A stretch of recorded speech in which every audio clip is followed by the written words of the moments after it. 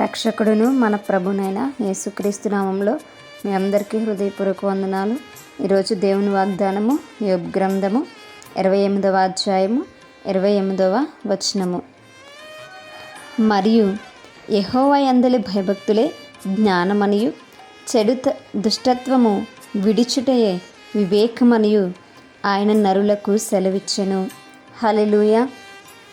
మరి లోకంలో జ్ఞానవంతులు ఉంటారు, వివేకవంతులు ఉంటుంటారు కదండి. అయితే చాలామంది మరి సైంటిస్టులు తాము జ్ఞానవంతులు అని చెప్పుకుంటూ ఉంటారు. అదేవిధంగా అనేక మంది వారు చదువుల్లో కావచ్చు, లేదా ఉద్యోగాల్లో కావచ్చు, వివిధ వస్తువులు కనిపెట్టడంలో కావచ్చు, అనేక మంది జ్ఞానవంతులుగా పేరు ప్రఖ్యాతులు కలిగినటువంటి వారు మనకి కనిపిస్తూ ఉంటారు. బాగా చదివితే జ్ఞానవంతుడు అంటూ ఉంటారు. మరి మంచిగా కష్టపడితే కంపెనీ వాళ్ళు మరి నాలెడ్జ్ఫుల్ పర్సన్ అంటూ ఉంటారు. ఇలా వివిధ రకాలుగా మరి జ్ఞానవంతుల్ని మనం చూస్తూ ఉంటాం. అయితే దేవుడు చెప్తున్నటువంటి జ్ఞానవంతుడు ఎలా ఉంటాడు, వివేకవంతుడు ఎలా ఉంటాడు అనేది ఈరోజు ఇక్కడ దేవుడు మనతో మాట్లాడుతున్నాడు. మరి ఈ యొక్క సందర్భంలోనే కాదు కానీ అనేక సందర్భాల్లో దేవుడు తెలియజేసినటువంటి మాట ఏంటంటే, ఎవరైతే దేవుని యందు భయభక్తులు చూపుతారో వారే జ్ఞానవంతులని దేవుని యొక్క వాక్య భాగం చాలా స్పష్టంగా పలుమార్లు బోధిస్తుంది. హల్లెలూయా. మరి నిజమైనటువంటి దేవుణ్ణి కనుగొనాలి. ఆ నిజమైనటువంటి దేవునికి భయము చూపి ఆయన ఎడల భక్తి కనుక మనం కనపరిచినట్లయితే అదే జ్ఞానము. మరి జ్ఞానం కలిగినటువంటి వాడు దేవుణ్ణి కనుగొంటాడు, దేవునికి విధేయత చూపిస్తూ ఉంటాడు. అది తన జీవితానికి ఆశీర్వాదాన్ని ఇస్తుంది, దీవెన అనేది ఇస్తుంది. మరి ఏ కుటుంబం అయితే దేవుని ఎడల మరి ప్రేమ కనపరుస్తుంటుందో, ఏ కుటుంబం అయితే దేవుని ఎడల మరి భయము భక్తి కలిగి జీవిస్తుంటుందో ఆ కుటుంబము జ్ఞానవంతమైనటువంటి కుటుంబం. ఆ కుటుంబము బండ మీద తమ ఇల్లును కట్టుకున్నటువంటి కుటుంబము. ఆ బండ క్రీస్తే. కాబట్టి మనము జ్ఞానవంతులు అని తలంస్తున్నామేమో, అయితే మనకు భయభక్తులు ఉన్నాయో లేవో ఆలోచన చేసుకోవాలి. కాబట్టి మరి మనము ఎల్లప్పుడూ కూడా భయభక్తులు కలిగి జీవించినట్లయితే మనము జ్ఞానవంతులము.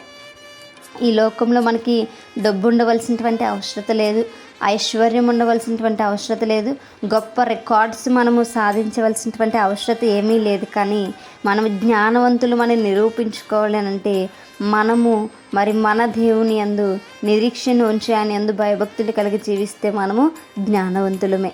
మరి ఇంకా వివేకవంతులుగా ఉండాలి అని అంటే ఏం చేయాలంటే దుష్టత్వాన్ని విడిచిపెట్టాలి. హల్లెలూయా. మరి మనం ఏదైనా ఒక పని చేస్తున్నప్పుడు అది చెడు అని మనకు తెలిసినప్పుడు, చెడు అని తెలుసుకునేటువంటి జ్ఞానం మనకు ఉండాలి. చెడు అని తెలిసినప్పుడు దాన్ని విడిచిపెట్టాలనేటువంటి వివేకం కూడా మనకు ఉండాలి. మరి ఎప్పుడైతే మరి ఆ దుష్టత్వాన్ని, ఆ చెడును మనం విడిచిపెడతానో మనము వివేకవంతులమే, మనము జ్ఞానవంతులమే. ఎందుకంటే వాక్యము మనలో ఉన్నప్పుడు వాక్యం మనకు బోధిస్తుంది మనం చేసేది తప్ప కరెక్టా అనేటువంటి విషయం. మరి దేవుని యొక్క వాక్యము మనతో మాట్లాడినప్పుడు మనం చెడు విషయాలను, చెడు తలంపులను విడిచిపెడితే మనము వివేకవంతులమే.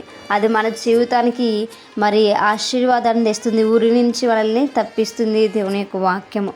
కాబట్టి మనం ఏ సందర్భంలో అయినా సరే చేయవలసినటువంటి మరి మేలునే మనం చేయాలి, కానీ కీడుని మనము చేయకూడదు. కాబట్టి దుష్టత్వాన్ని విడిచిపెడదాం, చెడుతనాన్ని విడిచిపెడదాం. దేవుని యొక్క వాక్యానికి, దేవుని యొక్క సన్నిధికి సమయాన్ని మనం కేటాయించి జ్ఞానవంతులుగా, వివేకవంతులుగా మనం మార్చుకుందాం. మన కుటుంబాలు కూడా జ్ఞానంతో ఉండినప్పుడు మనము దేవుని యొక్క రాజ్యానికి వారసులం అవుతాం.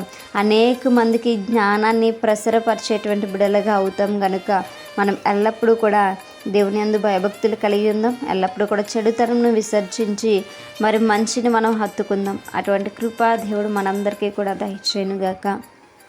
మేము ప్రార్థించుకుందాం. పరిశుద్ధుడా, మహాగరుడా, మీకు వందనాలు ప్రభు. నిజమే ప్రభు. అయా నా తండ్రి, ఈ లోకము నాయన, అయా నా తండ్రి నాయన ఎలాంటిదంటే ప్రభా నా తండ్రి వేటినో జ్ఞానం అనుకుంటాం, కానీ ప్రభా మీ యందు భయభక్తులు కలిగి ఉండుట జ్ఞానం అని నాయన తెలియచేసినందుకు మీకు వందనాలు ప్రభా. చెడుతనము చేయకుండా ఉండుటే వివేచన. నిజమే ప్రభా. ఆమె మట్టి రీతే ఉండుటకు సహాయం దయచేయండి. మీ యొక్క వాక్య ప్రకారం నడుచుట మాకు నేర్పించమని, అయితే నా ప్రభా మీ యొక్క శక్తి చేత మమ్మల్ని బలపరచమని ప్రభా. ఆయా జ్ఞానవంతులుగా, వివేకవంతులుగా మేము ఉంటూ మా కుటుంబాలను కట్టుకున్నట్టు మాకు నేర్పించమని వాక్యం ఈ యొక్క ప్రార్థన నా ప్రభా దయచేసి నీ పాదశాన్ని చేర్చుకోమని నీ చేత పరిశుద్ధ నామం అతి మిక్కులు నెమ్మగా బ్రతిమలాడి వేడుకుని పొందించినాము. అప్పుడే పరలోకి మా కన్న తల్లి. అమ్మ ప్రైజ్ ద లార్డ్.